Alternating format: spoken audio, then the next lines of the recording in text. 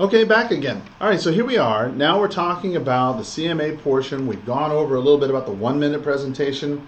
We talked about the beginning of the CMA presentation and the rationale behind it. And now we're going to go ahead and get deep into the CMA presentation itself, okay?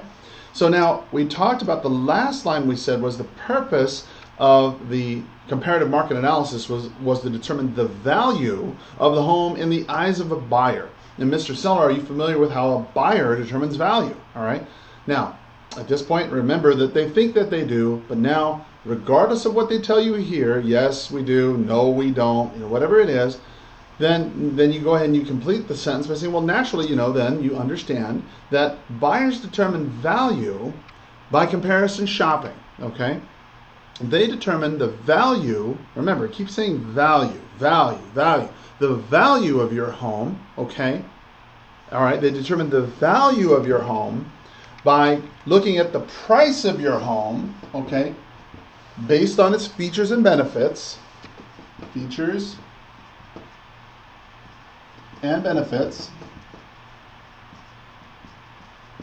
And compare it to similar homes, all right, that are on the market or have recently sold.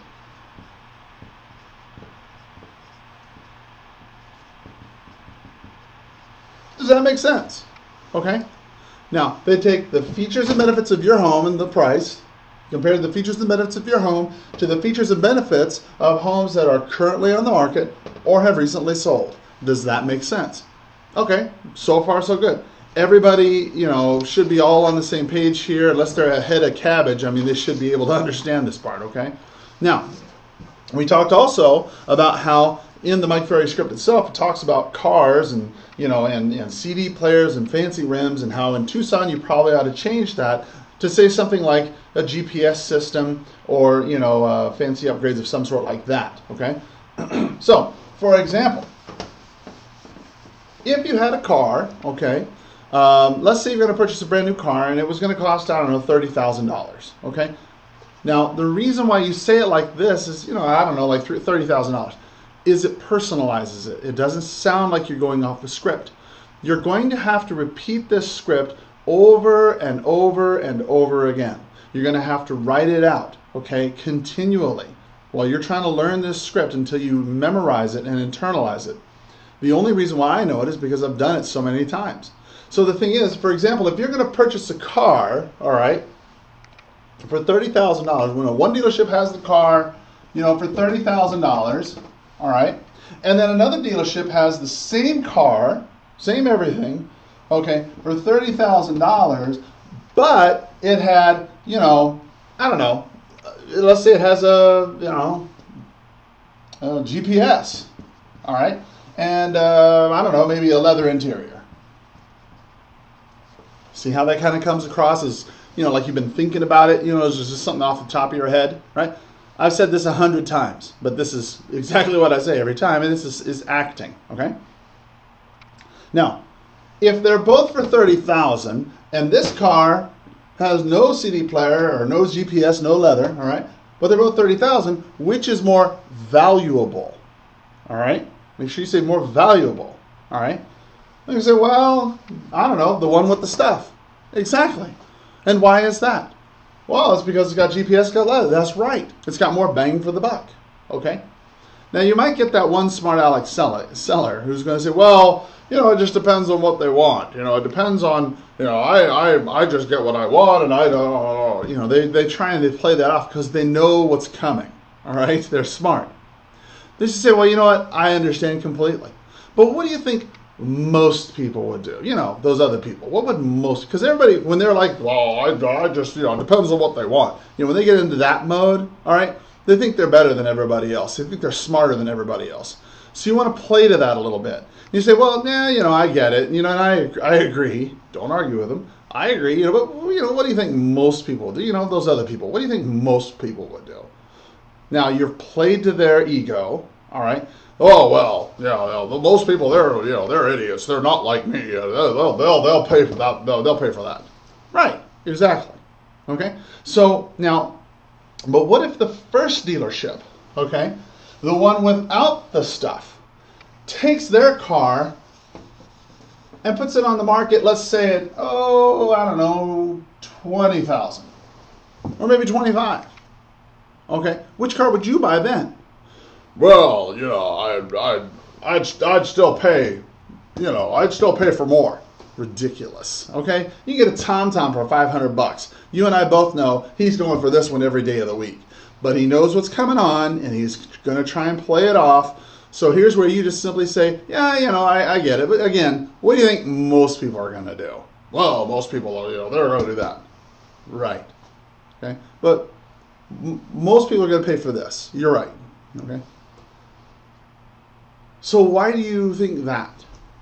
Well, it's cheaper. It's $20,000 cheaper. That's right. Absolutely. And you could get, you know, a TomTom for $500 and you may not care for leather because it's hard to take care of. Right. So you're playing along with this, okay? Most people, they'll probably say, well, the $20,000. Exactly. And why is that? Well, because it's $10,000 less. Precisely. So you can see then that if you want to increase the value, okay, if you want to increase the value of something, you either have to A, lower the price, or B, have more features and benefits for the same price. Does that make sense? Okay. Now, does that make sense is a great way to put this. All right. So this is the way that you deliver the script. You say, okay, well, wait, you know, Mr. and Mrs. Seller. So if there was 2 cars for sale, one car for $30,000 at dealership A, one car for dealership B, but it had a GPS and maybe some leather interior or something like that. Okay, which car would you buy? Well, we'd buy the one with the leather and the GPS. Right. And why is that? Well, because, you know, it's got the leather and the GPS. Exactly. It's more bang for the buck. Now, let's pretend that dealership A, the one without the stuff, put their place on their car on sale for, say, I don't know, $20,000, maybe $25,000. Which car would you buy then? Well, you know, I suppose I would probably buy the $20,000 one. Exactly. And why is that? Well, because, you know, it's $10,000 less. Yeah, absolutely. I mean, you may not want the GPS, or maybe, you know, you could go ahead and buy it for $500 on a TomTom or something, right? Right. Okay, great. So you can see then, if you want to increase the value of something, you either have to, A, now this is where you go ahead and you have your hands. Okay, visuals are always good. Either A, drop the price, or B, have more features and benefits for the same price. Does that make sense? Well, yeah. Okay, great. So unless you're planning on adding anything to your house, are you? Most of the time they're going to say no. Then price is all we need to talk about. Can I show you what I mean? Okay? Now, what you've done here is you've taken away this nonsense about how they've done so much great stuff to their house, okay? And their house is beautiful, great, fantastic. But that is no different than the GPS and the leather. This is the features and the benefits here, okay? Now, when you start making this example effectively, then you're going to cut the legs out from underneath them when they start trying to make this argument about, well, I've got a lazy Susan in my living room or whatever, okay?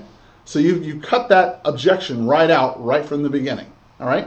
Now, so unless you're planning on adding anything to the house, more features and benefits, okay, are you? Well, no, we're not. Okay, then price is what we need to discuss. Can I show you what I mean? Yeah, okay, great, no problem. Now, in your actual listing presentation, okay, you've already gone ahead and you've prepared 3 actives and 3 solds, all right? Do not get 5 million comps, okay? Look, think about it this way.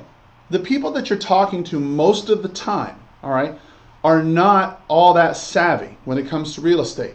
And when you show them 6, 7, 8, 9 solds and 6, 7, 8, 9 actives, their head's going to swim. It might even explode and get blood all over your suit. It's a pain to clean up, trust me. Okay. The fact is that you want to keep it simple. Keep 3 actives and 3 solds. Now, on our multiple listing service, okay, I go ahead and I print out the color version. Now, I just wanted to be, you know, paper conscious here, and I just had an old one laying around. But you go ahead and you lay out, all right, the 3 actives and 3 solds. Now, do this one at a time, okay? Don't print out and lay them all out all at once, okay? Because this is going to be, they're going to be paying attention to everything else and trying to dissect what you've done as opposed to listening what you just to say, all right? So you say, okay, well, Mr. Seller, you know, this home is just like yours, okay? Now, pretend that this is the table, okay? Here they are, here you are, okay? Mr. and Mrs. Seller, this home is just like yours. Take it, push it across the table to them. How many, you know, what's the address? Are you familiar with this property? Okay? You take your pen, you point to the address, and you say, you know, this home's just like yours. Okay? This is over here on Bonanza. All right? How many bedrooms does this have? Point to it on the multiple listing service. If you want to be extra special good, highlight the bedrooms, highlight the baths and all this. Let them say it, okay? Now, I can't emphasize how important this is. When you're laying out that one sheet of paper at a time, and you're pointing it, pointing it, pointing it, and pointing it like that, okay, they will focus on one thing at a time. If you lay out, all right, what most realtors do is they will lay out all three, okay? And what happens is when they lay out all three, the people will then go ahead and start dissecting everything. And they'll say, well, this house, oh, that place was a divorce. And this one was a foreclosure. It was a piece of crap. It was nothing like mine. You know, when you're talking about this one over here, I don't want your head over here. I can't handle all that at once. I want to handle one property at a time. So we're having this one property out.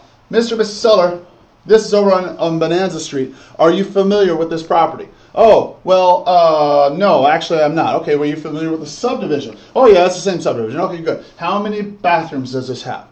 Let them answer. 3. Okay, and how many bedrooms? How many bathrooms? 2. Okay, great. And how much are they asking for this home? Okay, great. And look how long it's been on the market. 50 days. Wow. And you need to be in Tuscaloosa by April. Holy cow. We can't wait that long. Let it hang. All right? When they say the price, when they say the bedrooms and baths and the days on market, that goes through their head. Okay? They look at it, they say it, they understand it.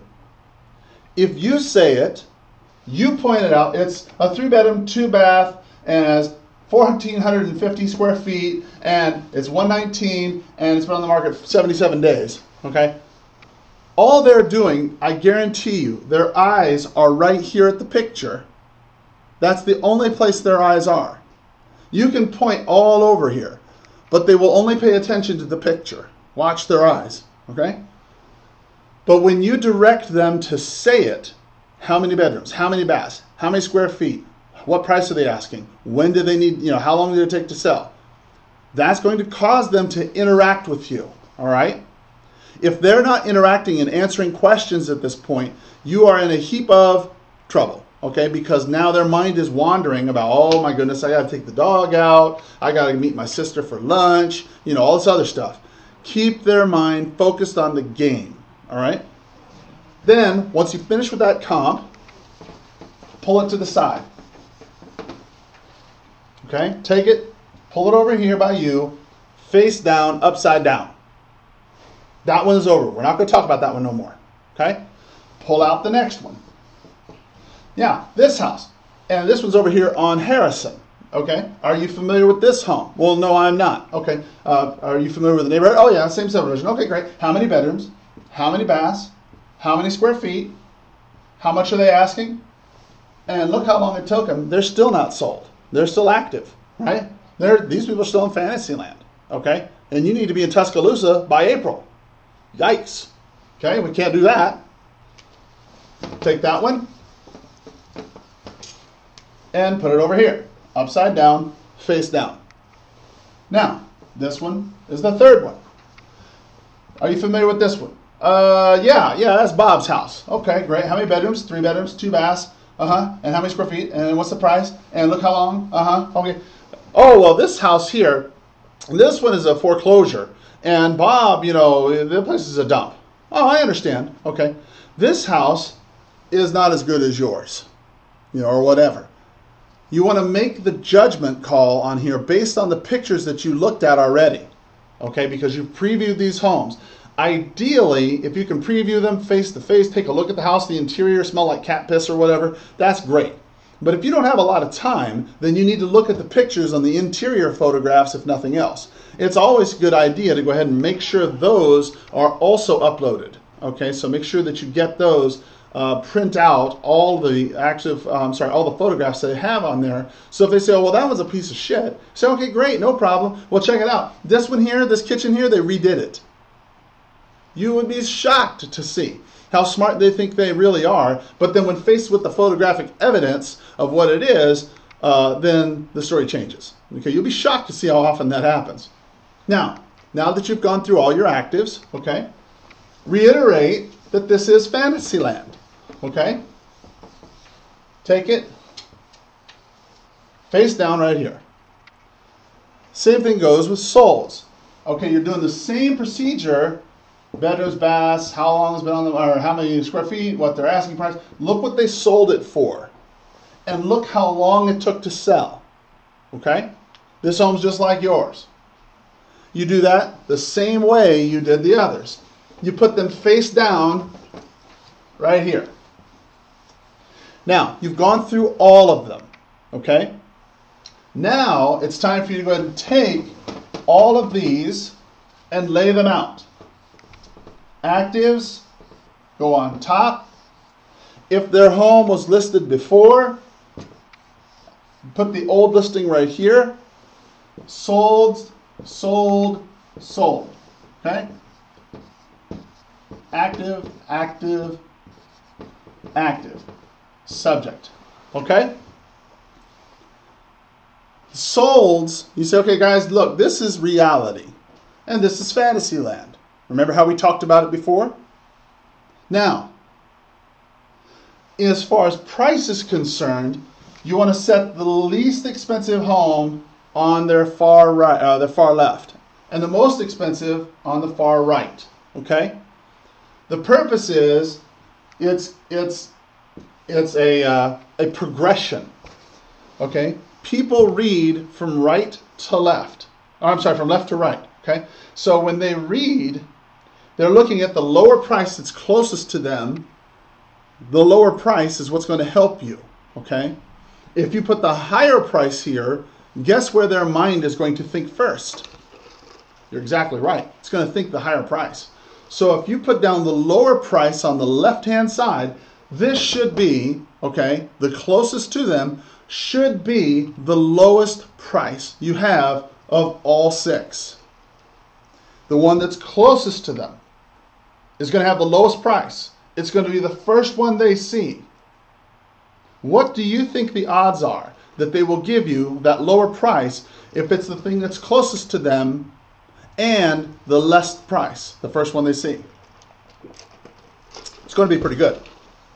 There's a whole psychology here, okay? Now you've gone through all of this, okay? You've got it all right in front of them. Now, you've talked about how long it's going to take. Each one of these is, they're saying they need to move by April. You're finding out that these homes here are selling in 35 days, and they're selling for about 115. This guy, he wants 130, okay? You and I know that he needs to be around 115, okay? So, Mr. Seller, what price, this is number 14 on your script, what price do you feel we should use, okay, to create value? Remember, we're hitting that word value again, not price.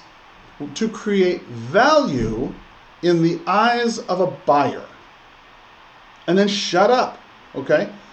Don't say anything. What price do you feel we should use to create value in the eyes of a buyer to get them to buy your home as opposed to the competition? and then shut up. The first one who talks here loses. Okay? Now, what you want to do, I know it's hard, but shut your mouth, smile. What do you think? And then just shut up. They will tell you what they think. Now, if they're a smart aleck and they say, well, what do you think? Okay, no problem. Well, based on what I'm seeing here, the market, not me, the market seems to say that your home should sell for $115,000. Mr. Seller, now that you've seen these prices, I'm going to recommend a price of $115,000. Will you list your home with me at that price today? Then just smile, like you're an idiot. Yeah, like this is a foregone conclusion. Like this is something that's going to happen anyway. Now we've gotten to the point. Now it's time. Now we've made everything that's needed to be said. Now it's time for you to go ahead and sign. Let's just get this going. You know, I'm ready. Let's go. Okay? Now that you've seen these prices, I'm going to recommend we go ahead and list your home at $115,000. Will you list your home with me at that price today? Yes, no, maybe so. Okay, great. Well, then all we need to do now is simply sign the contract so I can help you get to Tuscaloosa in the time you want it. Wouldn't that be great? Sign the contract. Okay? Very simple. Now, I know it's hard to believe, but sometimes they might actually disagree with you and want more. Imagine that. I can't envision a circumstance where that would actually happen. But let's just pretend that they do. All right, let's say that they say, nah, you know, we want 130. Well, tomorrow we're going to go over a way. It's called the objectionator. All right, the price-o-matic. You know, it's a lot of different names here for it. But I'm going to show you how to shred that up so you can go ahead and get this listing at a price that will cause it to sell. Tune in tomorrow. I'll look forward to talking to you soon. Have a great day.